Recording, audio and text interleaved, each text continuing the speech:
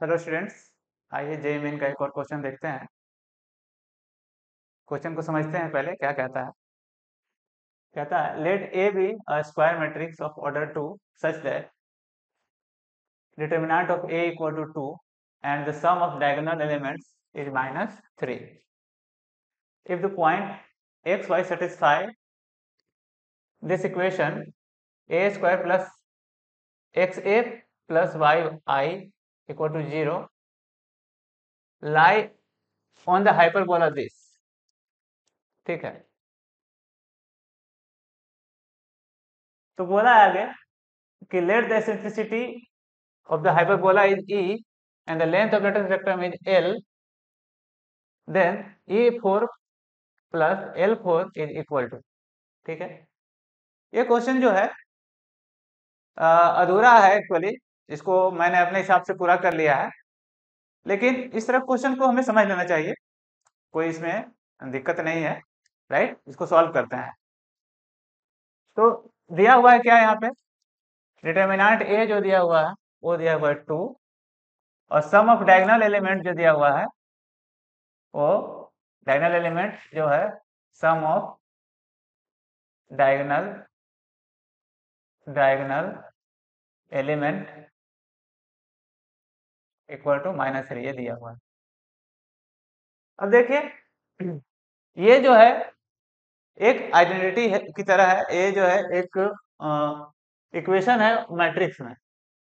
ठीक है, अब 2x2 का अगर कोई मैट्रिक्स है तो उसके लिए अगर कैरेक्टरिस्टिक इक्वेशन हमको लिखना होता है ना, तो उसके लिए एक फार्मूला है, उसको हम लोग बताते हैं आपको। वो होता है लैम्डा स्क्वायर माइनस या सम ऑफ डायगोनल एलिमेंट होता है, सम या सम होता है डायगोनल एलिमेंट का लैम्डा, और यहाँ पे होता है प्लस डिटर्मिनेंट जो होता है उसका। ठीक है, ये इसको यहाँ पे सम ऑफ डायगोनल एलिमेंट को हम लोग ट्रेस भी कहते हैं, ट्रेस ऑफ ए। ठीक है, इसको ऐसे भी लिखा जाता है कि लैम्डा स्क्वायर ट्रेस ऑफ ए। ठीक है, लैम्डा प्लस इतना। ठीक है, अब यहाँ पर ये गिवन है, ये भी गिवन है, तो सीधे लिखेंगे लैम्डा स्क्वायर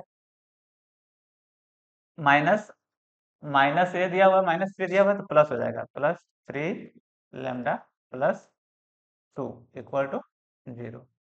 और जब इसे हम लोग मैट्रिक्स इक्वेशन बनाते हैं तो जहां लैम्डा है वहां ए पुट कर देते हैं, तो लिखेंगे ए स्क्वायर प्लस 3a प्लस 2, और जहां पे कांस्टेंट होता है वहां पे आई लगाते हैं, आई इक्वल टू 0 मैट्रिक्स।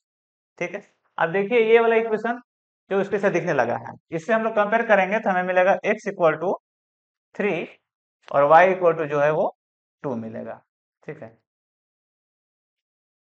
ये जो कैरेक्टरिस्टिक इक्वेशन के बारे में जो है हम किसी और वीडियो में आपको बता देंगे। फिलहाल अभी इस इक्वेशन को आप याद रख लीजिए। ठीक है, वरना अगर हम यहाँ पे इसको एक्सप्लेन करेंगे तो वीडियो थोड़ा लंबा हो जाएगा। राइट, तो यहाँ पे अब कहता है कि ये जो पॉइंट है इस पैराबोला पे लाई करता है, एक हाइपरबोला पे लाई करता है, तो X square minus Y square equal to k दिया हुआ। ठीक है, तो यहाँ से अगर हम रखें एक्स का 3 वैल्यू 3 स्क्वायर माइनस वाई 2 है, 2 स्क्वायर इक्वल टू के, तो हो जाएगा 9 माइनस 4 इक्वल टू के, तो के इक्वल टू जो है हो जाएगा हमारे पास 5। तो ये जो हमारा पैराबोला जो है, हाइपरबोला जो है वो इस तरह दिखाई देगा, X square minus Y square equal to 5। ये हाइपरबोला है। ये हाइपरबोला को और स्टैंडर्ड रूप में लिखें तो एक्स स्क्वायर बाई 5 हो जाएगा minus Y square by 5 equal to 1, इस तरह से। यानी ए स्क्वायर 5 है और बी स्क्वायर भी 5 है।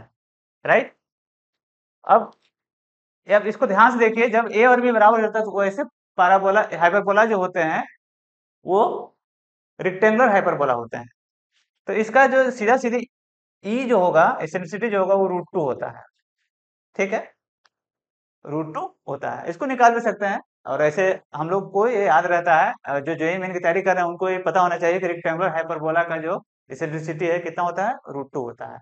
इसे निकालेंगे तब भी वही आएगा। इसलिए जब भी कोफिशिएंट ये दोनों बराबर आए तो इसका इसेंट्रिसिटी जो है कितना होगा, √2 होगा। अब हमें निकालना है length of vector spectrum L.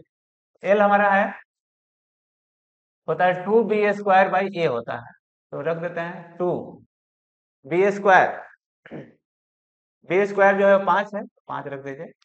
और ए जो है वो √5 हो जाएगा, √5। तो इसी से काटेंगे तो 2√5 हो जाएगा। ये हमारा एल हो जाएगा। ठीक है, अब इसका पावर 4 करना है। ई पावर 4 एल पावर 4, यानी ई पावर 4 प्लस एल पावर 4 करना है। तो √2 का पावर 4 और यहाँ पे √5 का पावर 4 ये करना है।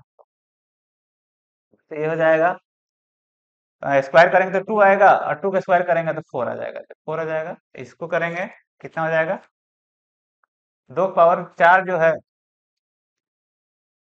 2 पावर 4 जो है 16 हो जाएगा।